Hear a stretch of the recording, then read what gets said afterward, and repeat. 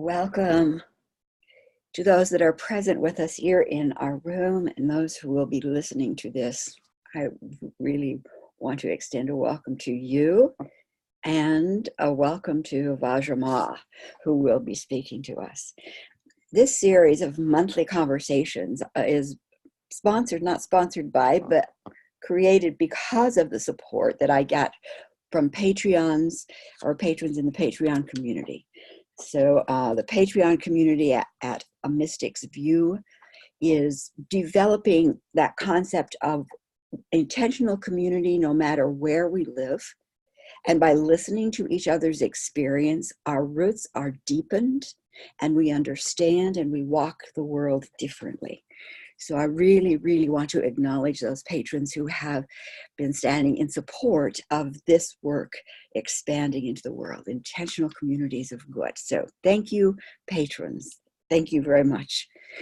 And how we're going to work the format of the meeting today is that we're going to be having about 20 minutes where Vajra is going to be able to share whatever it is that comes out for her. It might be something she's prepared, and she might be something that, there it is. She's like the rest of us women who, in the moment, we sometimes are surprised at what, spills out of our mouth. But we'll have an opportunity to listen to what it is that she's been up to, and then open up the room so that we can all then begin to have conversations and share what's emerging for us, questions and otherwise. I've known Vajra for, I don't know how many years, but it's been a long time. It's been long enough that I consider her one of my really good friends.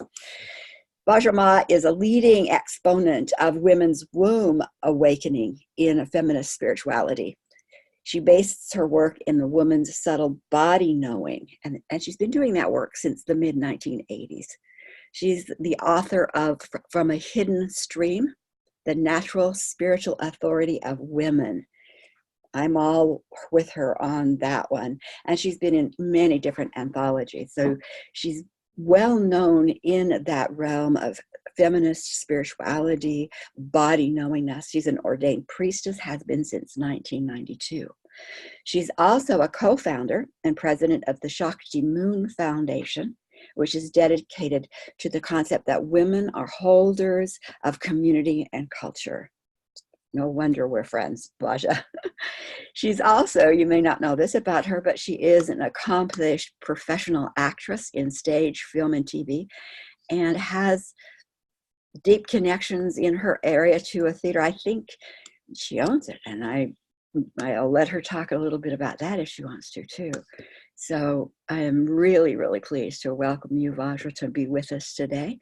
And of course, the impetus in this particular conversation is the Sarajevo conference, but if you expand beyond that, feel free. So I'm going to turn the time over to Vajra, and rest of you may want to have a paper and a pencil so that you can write down questions that come up so that you don't lose track of them. So when the floor is opened, we will be able to ask those questions. So I'm going to go into mute with the rest and turn it over to Vajra. So welcome, Vajra.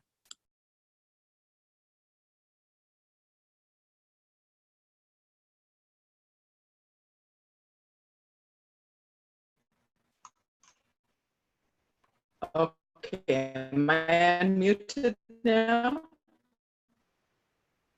Okay, good. I'm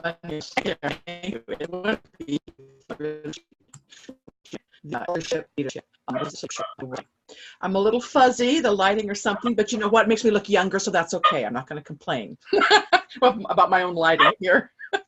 So, what I would, by the way, regarding the theater, my husband and I are trying to establish a theater, not a physical place in Grants Pass, Oregon, but places. So in that sense, we own it, yeah.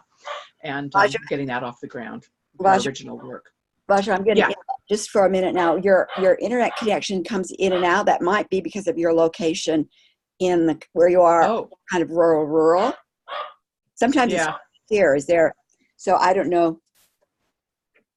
Just a note. Uh, We might have to stop every once in a while and say, repeat that. uh-huh. Okay. Yeah, I was warned by my internet connection today, and so I closed all my other applications, hoping that would help. We'll see. So just stop me if you need to. Okay. Okay. Well, I've been working with women's bodies for since the mid 80s with our bodies, with our body knowing. And of course, that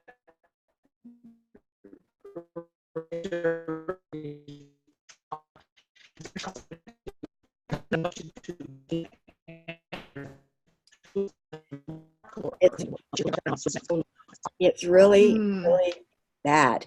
And I don't want Oh, to suggest you take off your video, which is what we do with foreign countries.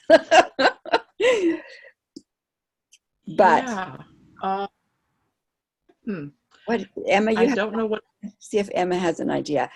I know, when we're working with someone out of the country, we have them take off their video, but that's, so Okay, now I went to a smaller screen on my own computer, and that might take less bandwidth and help with the clarity. So let's see if that helps. it seems to. Let's go for that. Okay, okay, good enough.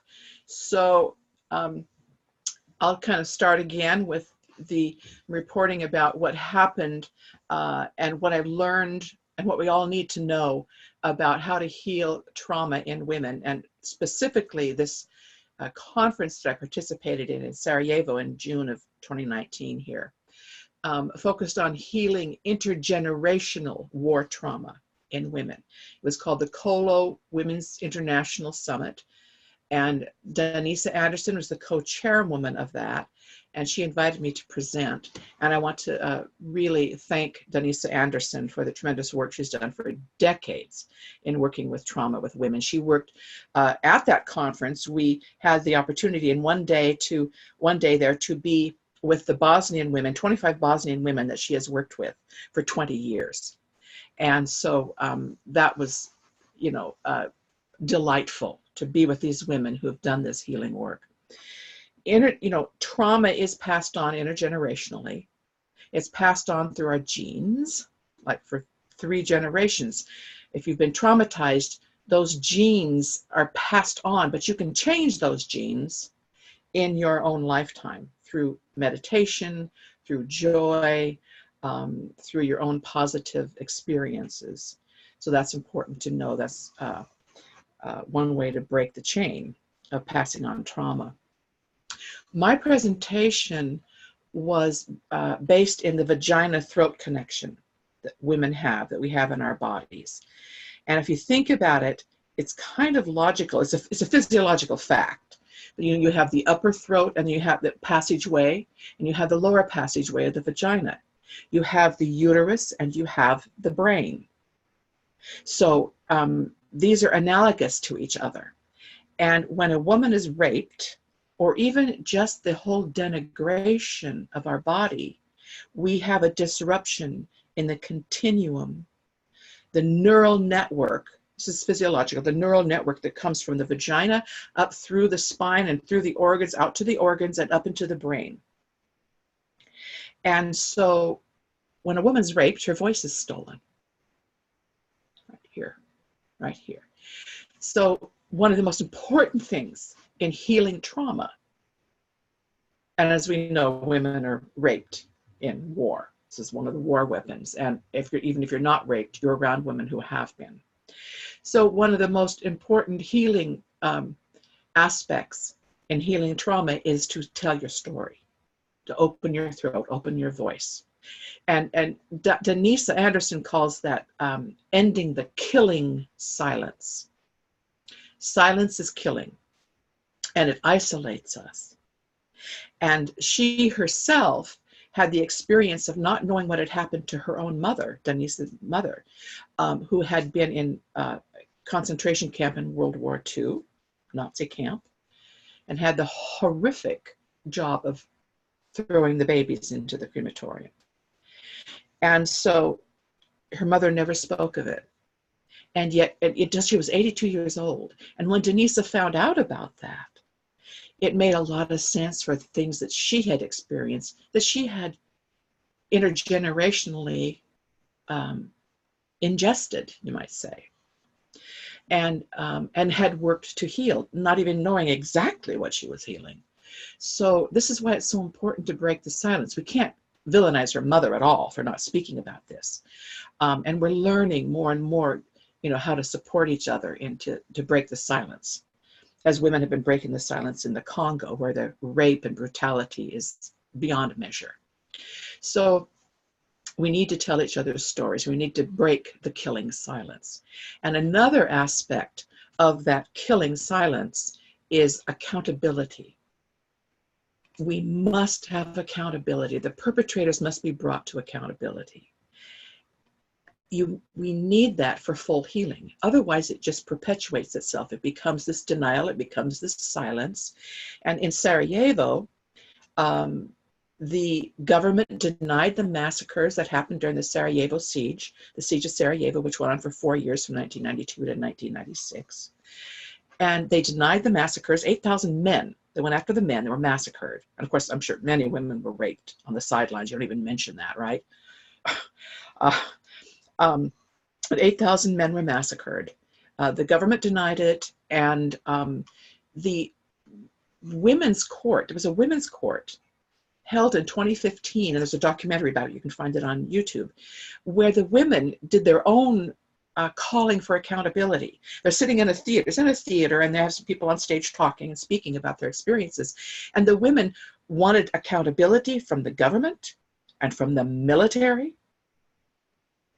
And the general who headed up those massacres is still at large. He's in detention at The Hague now, but he's still at large. And accountability from the government and from the military and from the corporations who profited during the war and after the war. It's big business, So, and we see this need for accountability across the board is happening in the U.S. in spades. Who's accountable for the children that were lost, misplaced from the migrants, and Trump's attack on the migrants and separating the children from their parents and so forth, babes in arms even. So there's, who's accountable for the 2008, market economy sort of crash where people lost their homes because the banks here in the U.S. Were fraudulent in their loans, and then they get bailed out by the government. So the accountability is huge. It's a huge part of breaking the killing silence. And I'm going to go back to the women's court for a moment, because I love the way that they worked. They also got into a big room together, and they were going around patting and doing rhythmic things on their bodies and yelling out things like, calling out for accountability and justice, just spontaneously. A woman at a time would just do that. They're milling about the room. This is such a woman's way of doing things, so body connected, so organized in a chaotic, or chaos in an organized way, spontaneous is what I'm saying. That has to do with real feelings and real emotions, and you get the picture there. So they also did a big march through Sarajevo with huge banners, these massive women walking through the streets, calling for accountability. So we need to do this as collectively as women. We need our collective power. Women's power has always been a collective power. The mothers, the village, all the things we've been separated from as women.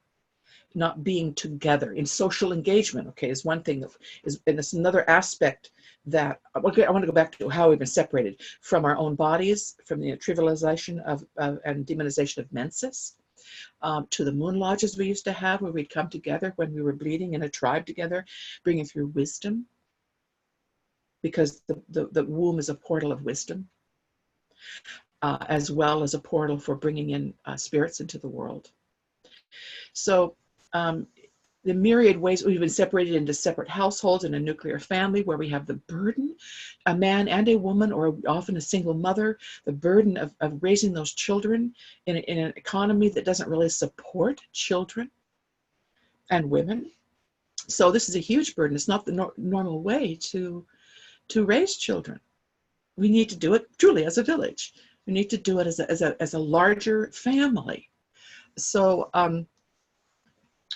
and I was going to get back to something else and I forgot what. Oh, social engagement. The three things that Denisa talked about that I learned that were so important: break the killing silence. In other words, tell your story, listen to each other, accountability, and then social engagement. And this is one of the fun part that we did at the conference. Part of the social engagement is dancing the kolo. This was called the Kolo International Women's Summit. Kolo means the women's round dance. You know, holding hands in a circle, dancing.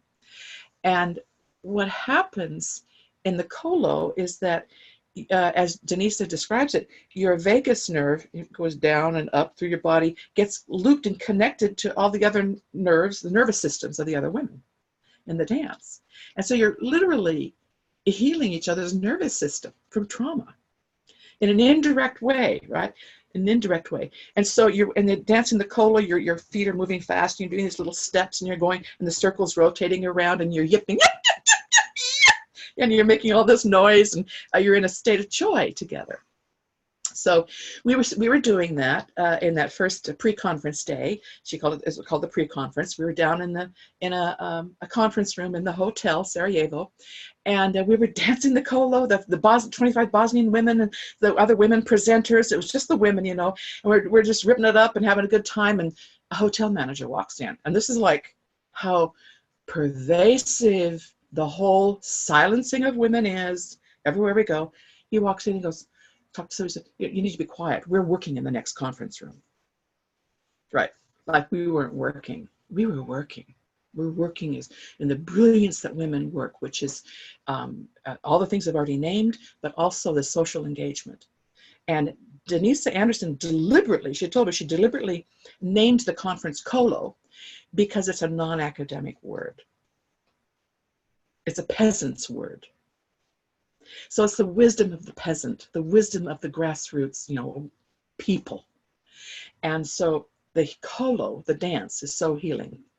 So they were working next door. So we had to silence. You know, I hear you talk about killing silence. So this silence kind of settled over. And Denise had left, and I think she was doing an interview at that time. So we were kind of sitting there with nothing to do until Jaminka, an 80-year-old Bosnian woman, inevitable woman. She came over to me because she had already taken a liking to me, and she scooped me up in her arms. And she started dancing me around the room very slowly, kind of a waltz, and she started singing in her language. I guess it was Croatian or Bosnian, I'm not sure. But I didn't know the language, and she's singing, and I kind of sing along with her because she's going slow enough that I could sort of sing along, and broke the silence, right? In this beautiful, elegant way. So a playful way. So I thought that spoke a lot about what women know about healing. And eventually, later in the day, we got up to the courtyard outside and were able to do the full kolo dance, yipping and yelling and all of that outside in that hotel courtyard. And Al Jazeera, the English version of Al Jazeera station channel, had wanted to videotape us, and they were able to at that time then videotape that. So I think that, and I want to kind of go back to the vagina-throat connection and the importance of that neural network through the body. Naomi Wolf has written beautifully about it in her book, Vagina. And there's literally a neural network that starts at the vagina and comes up through the spine and you know, branches out into the organs and goes all the way up into the brain.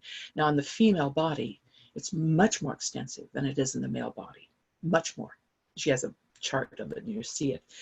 And so the disruption, the picture I like to give women is that the internalization of misogyny, of woman hatred and fear of woman, takes physical reality, goes into physical reality, is somatized into the body through the disruption of this neural network.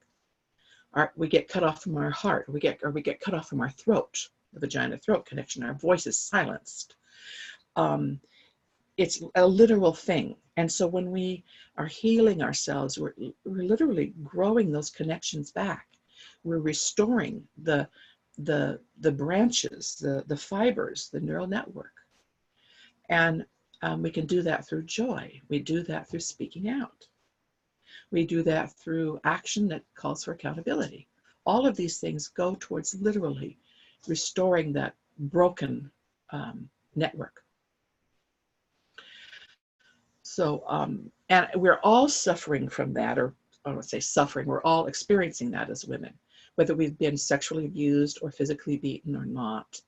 We feel it as we walk through the world. And so these little jokes, or the denigrating glance, or the male entitlement gaze, they look you up and down, they look through your clothes, right? They're undressing you. Just the whole disrespect of women. We are the life givers. We are the life carriers. And we are sacred. Our bodies are sacred. And we need to demand respect for that. And it's foundational to patriarchy to disconnect women from their bodies and to have control over our reproductive powers. We know how it's playing out now. They're really trying to get, even women in the United States, if they've had a miscarriage, you have to prove it. They're trying to get it so you have to prove it, or you could be jailed for murder. This is where it's moving along to. This is not far-fetched. There's been some cases like that. So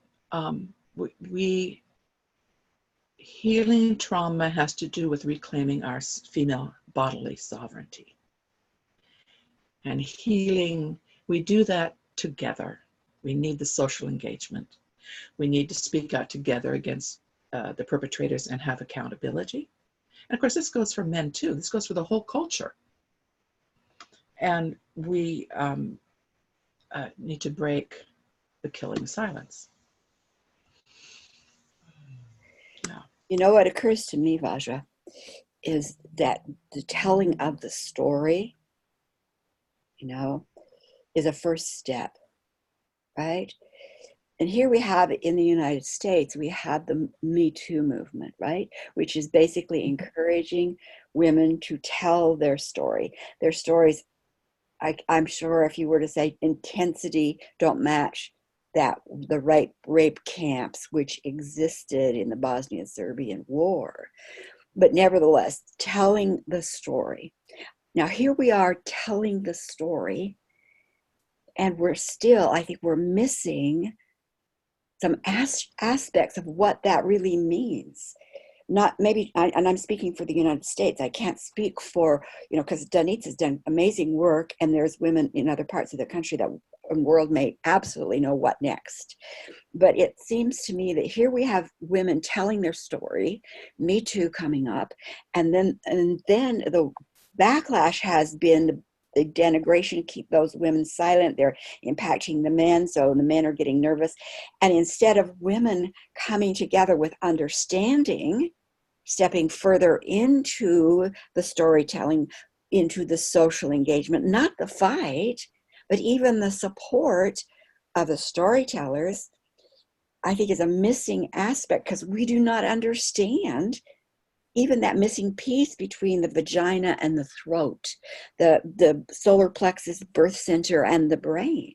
What would you, in a perfect world, what would be the next teaching step for those engaged in, aware of the Me Too movement? Wow. That's a really big question. But the first thing that comes to my mind is what you just touched into, is that the ignorance of the glory of the female body, the ignorance of this neural network, the ignorance of the distinct capacities and beautiful capacities of the female body.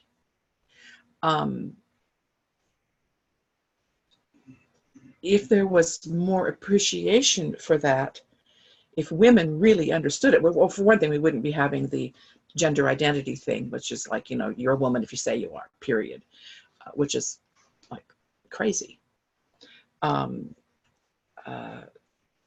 So there's this massive ignorance about about the power of the body as a that's basic to patriarchy, to male domination, which is a form of male domination. That the body is less than, that the body is something to be transcended, that the body is just a piece of flesh that we kind of move around to get what we want to do, where the mind or the cognitive thought is the important thing. Well, no, the body is a holder of knowledge, wisdom. It knows how to do a million things we can't do. We can't heal a wound by ourselves. Our body does it. We can't digest the food. Our body does it. We don't even, we can't create the baby. The body does it. We don't know how it does it. We participate with it. We can affect those processes by our own emotions and how we hold it. But we're not the ones that are doing it. It's an incredibly miraculous thing, to gestate a child or to digest food. So I'm not know if that quite answers your question, about what might be missing in the Me Too movement. If women had a greater appreciation for the distinction of our body, and how key it is to patriarchy continuing to control women, to denigrate it, to make it less than, then maybe we'd have more solidarity amongst women. Is that what you're kind of going towards? Well, I'm certainly throwing it out. I'm going to open the mic for Emma to see what she wants to throw out on the table about that, because the awareness of telling story is present, but we don't want it to dissipate into being silence again. So I think it's an important thing, you see. Emma, yeah. Something you want to throw in there? Yeah, I think that really catches my attention. I'm writing my thesis on telling stories and how it changes, how it has the potential to change your life. And I think about, in the past, and maybe this is, mythology that we tell each other, but I don't think it is, that we were innately storytellers, and that we sat around in circles to tell our stories, and sometimes they were women's circles and sometimes they were village circles that included everyone. And what happened is that got co-opted by psychology. And suddenly we're telling our stories to therapists, I think Freud, it did a lot of harm. Because what we're doing is our storytelling then becomes a symbol of our illness and not a symbol of our strength. And we're encouraged to tell the harmful stories over and over and over again without growth. If you think about I grew up Jewish, so I don't know a lot about confession, but I'm imagining that you go in and you tell your story, and then you're absolved by doing certain reparation actions. And you don't even get that with therapy. You don't get the freedom from your story. And so in a lot of ways, it's like in the 70s with women's, with that women's consciousness raising groups, and they would gather together and tell their stories. That was the kind of the first wave of taking it away from therapy, and yet they were all so engaged in therapy. And so I think part of freeing ourselves to tell our stories is freeing ourselves from the belief that our lives are an indication of our illness and not of our strength. I don't know where I want to go. Wow. But can I read something, a quote from Denise that relates directly to that? I think it's just brilliant, everything you said, Emma.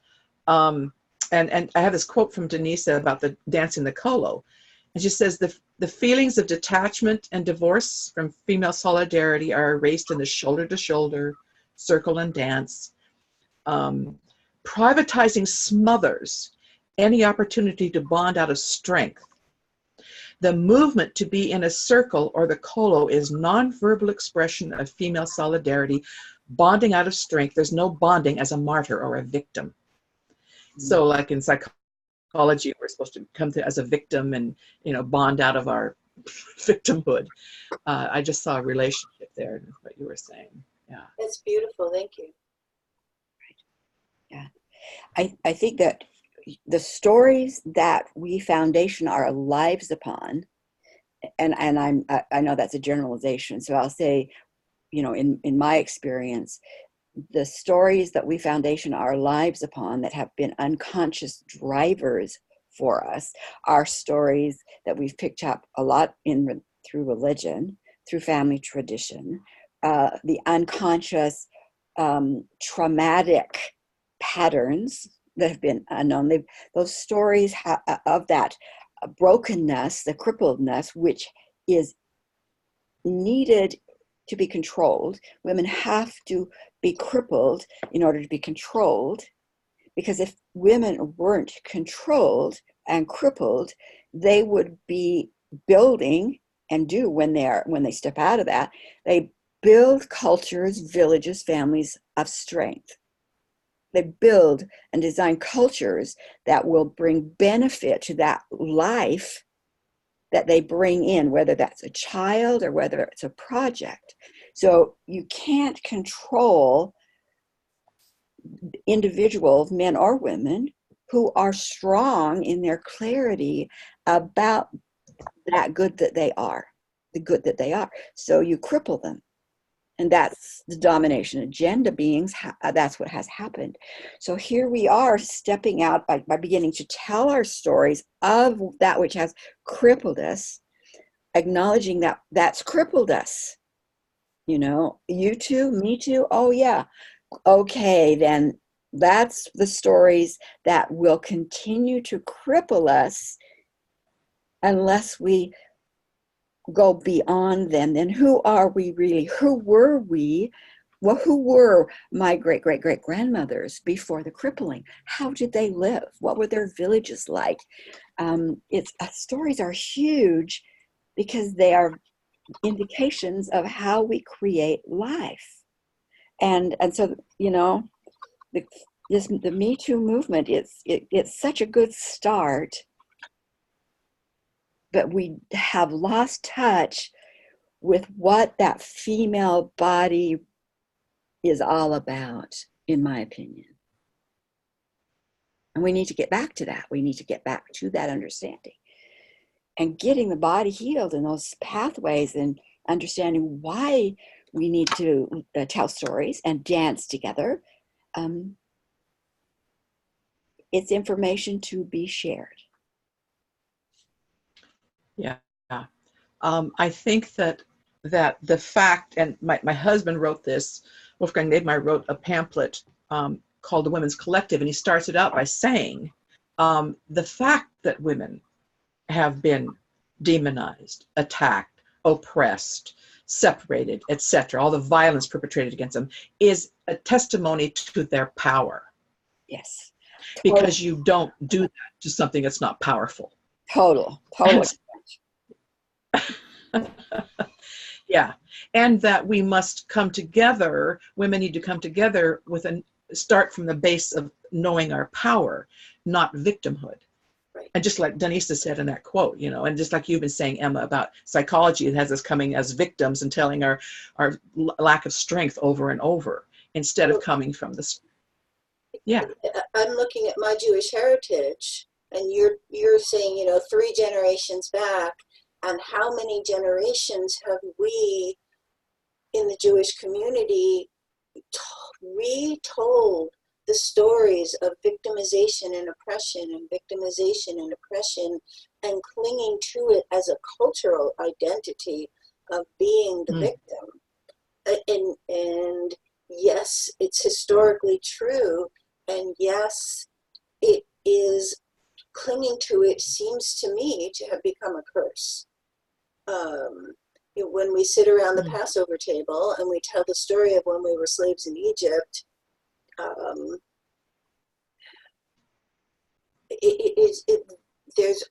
there's too often not an attempt to move past that and to cling to it as the identity, which is, that's just retelling the old story and retelling the old story and embedding it generation after generation, which, and I don't say this in a blame the victim way, but it also calls to us more opportunity to be oppressed and victimized.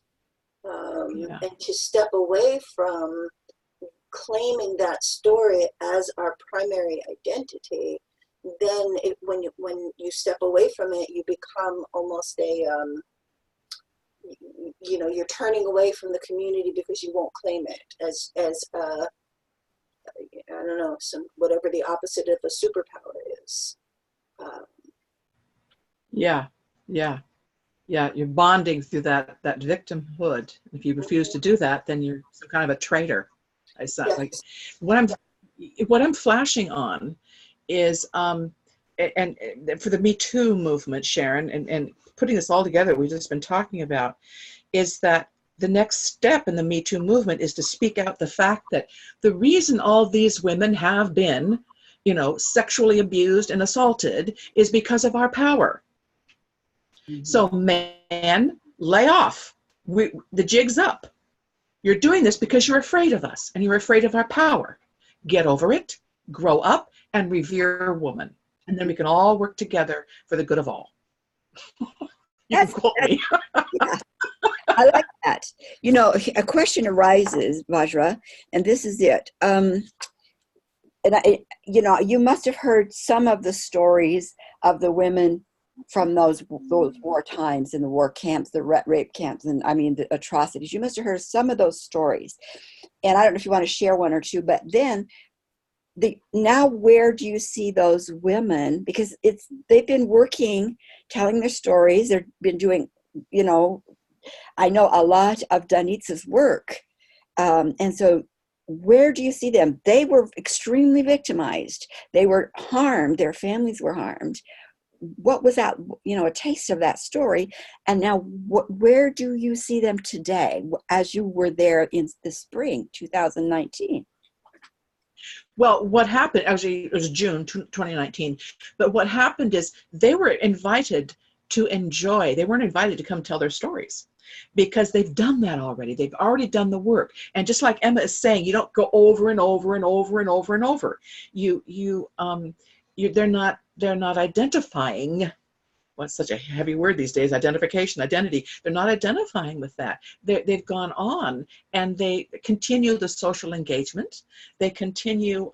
Don't have specifics about their lives, but they're not wallowing in a victimhood, and they're not clinging to that. And they weren't brought to the conference to share their stories. Like I said, they'd already done that work, and so they were there to enjoy and be honored and socially engage, and for us to socially engage with them. So there were no specific stories told by them. I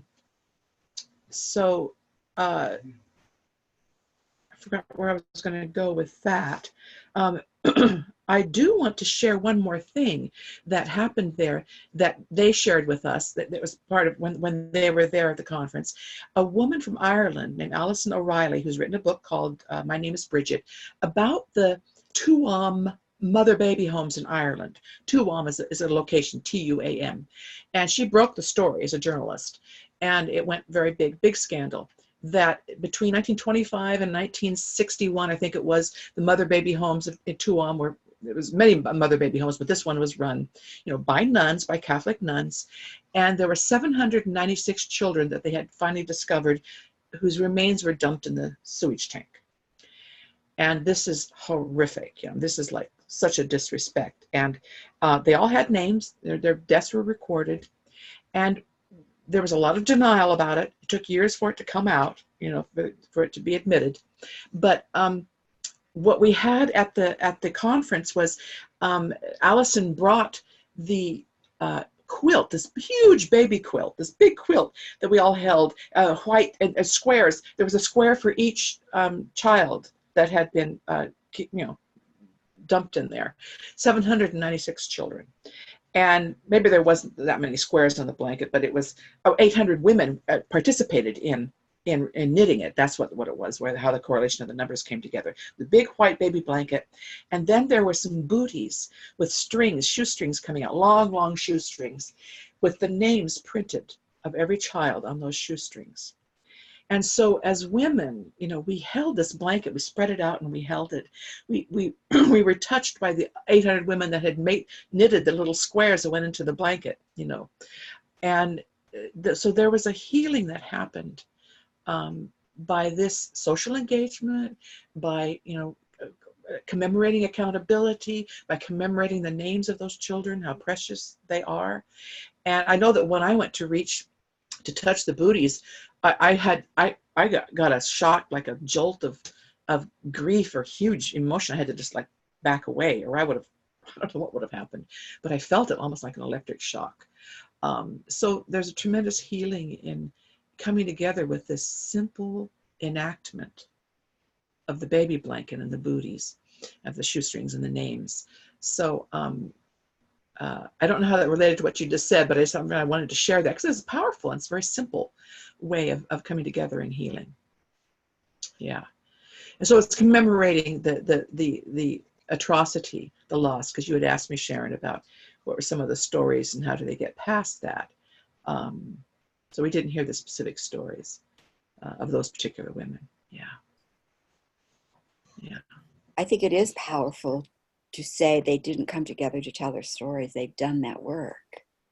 Yeah. Yeah. And now they have, by doing whatever that work was, and there's many modalities of doing the work. There's many ways of doing the work. There's no reason to carry that in generational trauma anymore. There isn't.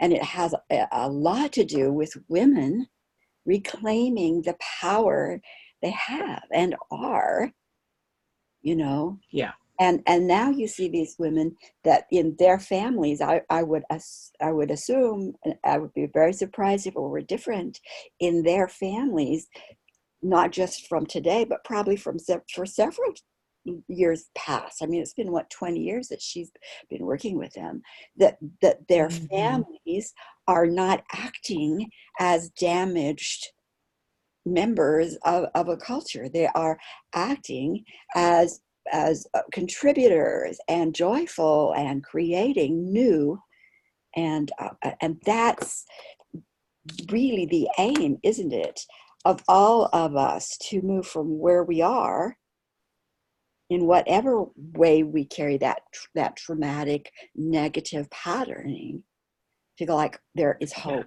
There is hope. Yeah. And it begins, I think, with us being able to say, I am damaged goods. I mean, just the awareness, I am damaged goods. I am in pain, not because your words triggered my heart. Your words may have triggered my heart, but what is it in my heart that was triggered? How can I now acknowledge, oh, this is my pain. Thank you for triggering my heart. Don't tiptoe around. Don't try and find words that won't trigger my old pain. I've got to know about it. I've got to know about it. And if it's not in my memory, I've got to know about it from my generational line, so that I can now say, oh, I'm going to tell the story in this moment of time, my story, my grandmother's story, or my great-grandmother's story. I'm going to tell the story so that I can begin the ending of what's held in our DNA as a family. And that's what you experienced, and I'm sure experienced in other ways too, but that's what you seem to have experienced at the Sarajevo conference. Yeah. Yeah. Definitely. Oh, definitely. Their families are affected, and in a good way. And the fact that they were there to share their strength, their silent strength. I mean, just the strength of their presence, and their enjoyment. And that speaks volumes right there. Yeah. I want to point out that it's really powerful that the woman from Ireland and brought things that are considered not art but women's work. They brought Yeah. the things, the simple things that you need in day-to-day life, like a quilt and like booties. And what they did was raise that to a really powerful symbol to say whatever it is that we do, we are powerful. We can create powerful symbols out of the simplest things in life. I can't remember the poem, but I just remember Marge Piercy writing a poem and saying that she started writing not about big lofty ideas and philosophical concepts, but she wrote about, as a poet, day-to-day things and the power of the commonplace. I have a couple of questions, if that's okay. You talked about I know that in the past decade, it's come to light that the digestive system has its own nervous system that impacts us, and now the heart has its own nervous system that impacts us in a way that we hadn't realized that before. So you're saying the reproductive system also has this? I'm not familiar with the systems that you're talking about. The heart has its own, and the digestive. I'm not really familiar with the science of that. Yeah. So I would assume now the womb is the uncharted territory. Okay, the final frontier. Because who cared about the womb? It just made babies, right? And it's they haven't really studied it, the capacities of the womb. And so in terms of, I guess what's coming to my mind as you're speaking is that there are powers of the womb. I spoke about it as a portal of wisdom. The whole female body is a portal of wisdom, but it's rooted in the womb. I think it'd be a fascinating study, Emma, for them to study the nervous system of the reproductive system. I mean, I'm not sure if that's what the neural network is, but it seems like it is. That seems like that's what you're talking about. If there's a neural network, then that is its own little nervous system that then connects into the larger system that we're finding out has many little nodes, digestive, and it's almost like the digestive system is its own little animal that kind of lives inside of us and shares things. Interesting. But interesting. as a woman who had a hysterectomy, then I wonder how deeply that impacts my nervous system and my voice, and how many of us who have had hysterectomies, like I know that previous to my hysterectomy, I had a myomectomy, which takes out the fibroid tumors, and the doctor deliberately kind of cut my womb so I could not have children. And I didn't find that out until the second doctor did the hysterectomy. And so my entire uterus was covered in scar tissue. And so I'm just thinking about not just the energetic repercussions of that, but also the nervous system repercussions of that on a just purely physical basis. And I think that would be a fascinating study. Yes. Well, what I can interject here is this. Of course, on an energetic level, if you're talking energetics, which is kind of the foundation of it, all of those, all of that, those power centers, if you will, and that's a whole. The way you laid it out, Vajra, is really in alignment with what I see in the larger 15 chakra power centers. But in relationship to an organ being removed, what does that do neurologically to the physical body suit itself? Because this is a physical body suit, and then we have that spiritual energetics too.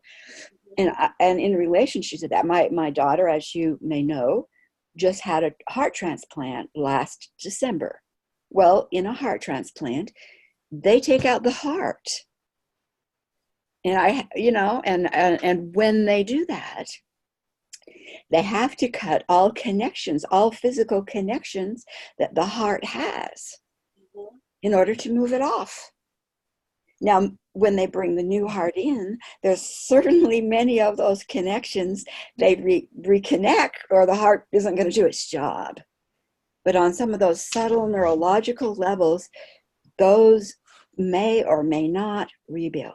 Mm-hmm. Now, that's just in that Western medical model. So would it be worth considering conversationally a dialogue with the bodysuit that says, whoa, do I have the right connections going? And and what can we do to build them and become again the designer of your body, working with the intelligence of the bodysuit? Because certainly it does disrupt on that physiological level. It does disrupt neurological pathways. There's no way it could not. Mm-hmm. Mm-hmm. So in those transplants, they've found, that's fascinating, Sharon. In the transplants, they found that if you get somebody else's heart, you may have some of their characteristics. Yeah. Whether or not they were a good dancer, whether they had a sense of rhythm. Someone gets somebody else's liver and who never liked beer, and now they like beer because the person who had that liver, the transplanted liver, liked beer. And they found that there's actually proclivities. The organ has, like you said, Emma, its own, the systems have their own nervous system. Well, they have their own mind. They have their own knowing. They have their own proclivities, their own personality, you might say. So that's just like really mind-blowing. But I like what you said, Sharon, about you could consciously work on an energetic level with that new organ and, create pathways that one who doesn't work consciously might not ever create, these subtler levels. Emma, I do say to women who've had a hysterectomy, when they come, because the practice that I teach, the moving meditation I've been teaching since 1992, the tantric dance of feminine power, I call it, is womb-based. And we always say you still have the womb energetically, and it would show up in Kirlian photography, right? So there may be a loss of something, but there's not a total loss. It's a difference, and any woman can still connect into that energetic center that her body was formed around from the beginning. So that's important to know too. Right. It's really uncharted territory, isn't it? Like, they could do a lot of scientific study that I think would be valuable. Yeah. In this. It's like when you're working energetically, you're living ahead of science. You're working in the unseen before there's science to validate, but working in the energetic world, you have your own way of validating. And so I can validate for you, Vajra, and I'm sure, other people, when you have a transplanted organ, that organ comes with its own identity based on and memory, etc. And so having worked, with my daughter on that level and with her heart and letting it have the voice so that it could say what it needed, what needed to be let go of, and what needed to be changed is very powerful. And so, this is what women do when they get together. They remind one another what they know that they've forgotten they know, or what your sister remembers that now, I can now remember. And the power of women also is disrupted by keeping women apart and unrooted from each other. And I don't know about women in the audience, but having grown up in a patriarchal system, as gentle as that was for me, I still walked away with the concept that, hey, girlfriends were great until you get that guy in your life, then you don't anymore. And we give up sisterhood, the roots of our being. Yeah. To be with a partner that we have been told is going to keep us safe, and that is another total corruption. So I would assume that these women that you met in Sarajevo, probably a lot of them, there are a lot of them in their world, a lot of their men had been killed in war, if I remember correctly. Yeah. And Yes. so they did and have, been able to bond in different ways than us here in the West, who keep looking for the man to take care of us. That Right. rootedness of women is so, so important. Right. Right. So Crucial. I'm going to give Emma one more opportunity, and then Vajra, I'm going to turn it over to you so you can say what it is you haven't said yet that you want to say, where people can know more about you, etc. So Emma, if there's anything you want to ask first, and then we'll put it right on over to Vajra Ma. One of the things that caught my attention was you said something towards the beginning about not only telling our own stories, but telling the stories of other women. And I know that you've worked with women in all over the world. Right now, there's a real awareness of cultural sensitivity and how important it is not to, how do we balance telling others women's stories without taking away their voices? Because that also is a tendency that we have. Do you have any experience with that? Directly, no, I don't. I am aware of one woman who has an autistic child, an adult autistic female woman, a child, daughter, and she's someone that I know, and she's expressed the fact that it's not her story to tell, her daughter's story. So there's a sense of respect there. Yeah. I suppose if we're going to tell someone else's story, maybe we do it anonymously and use it as an illustration and an example. And and it's coming from our own filter, to be aware of that. And even telling your own story, you're filtering it. It's like I'm working on my autobiography right now, and it's like, how do you frame it? How do you frame it in a way that brings the real truth out? The real truth. So it's a really big question that you've asked, and important to respect the distinctions of cultures and a person's right to privacy and a right to interpret their own life. Yeah. The thing that I would like to leave us all with, or I'd like to talk about here at the end, is that, and it kind of relates to what you're talking about, Emma, and ultimately, there's no distinction between the womb of a Black woman, a white woman, an Asian woman, an African woman, a Native American woman, a yellow woman, a red woman. There's no distinction in the womb. The process is the same. Of course, how we might interpret it and all the mores, the societal mores around it, the restrictions, the honoring, the dishonoring. But, we can come together as women at a very profound level of respect for life, respect for our body's power to create life and the responsibility that is. And the capacity, because of that power that nature has given us, we need to set boundaries. I'm kind of taken by the fact that a woman's egg, is not penetrated by a sperm.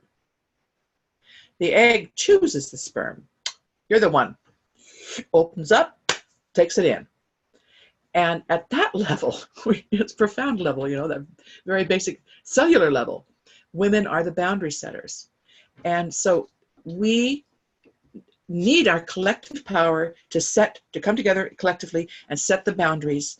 Stop it, boys. No more war. Stop it. Just stop it.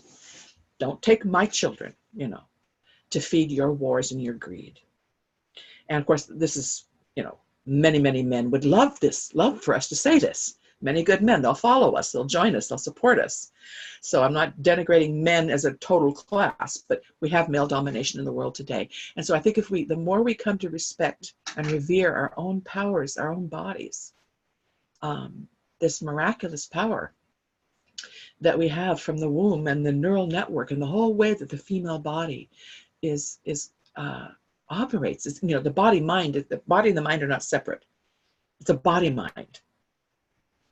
And so the male has a different body mind, and he needs to be guided and taught. In ancient India, the word for wife meant she who guides her husband on the path of righteousness, or guides her husband through life. This is historical, and this is 250,000 years of women leading culture, creating culture and leading culture, until we came up against this last 6,000 to 10,000 years of male domination baloney. Okay, very damaging. I think we're at the end game of patriarchy, and as women we must come together collectively and set the boundary and demand the respect for us as life givers and for life itself. That's what I'd like to leave us with. Thank you, Vajra. And how can those who are intrigued and excited about what it is you're saying, what is a good way to connect in to you and with you? Yes, thank you, Sharon. Greatgoddess.org. Greatgoddess.org is my website, and also ShaktiMoon.com is the Shakti Moon Foundation website, and Shakti Moon is spelled with a hyphen. Shakti is SHAKTI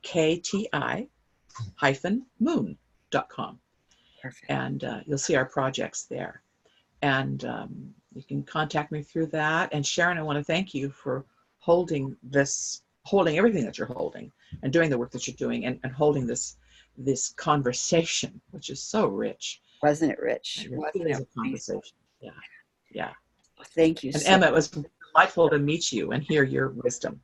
Yeah. Thank you so much for all of that you've shared with us today. It's really opened my understanding very deeply to a lot of new things. Yes. Same here. Thank you. And I know we'll continue to be holding hands with Vajra Ma. We have a site called the Sacred Ground Collective.org. We have some interviews that can be on that side, and on the academy that is on that site. So we're not letting go, Vajra. We're going to walk with you. Okay, sacredground.org. Yeah. Sounds great. So thank you all for coming. We're going to let December be the holiday. Take care of yourself, your family month. And then we'll be back in January. Speaking at this point, we have someone coming from the First Nations in Canada. More about that later. So blessings, and have an amazing, wonderful time for the next part of 2019. Bye. So be it. Bye.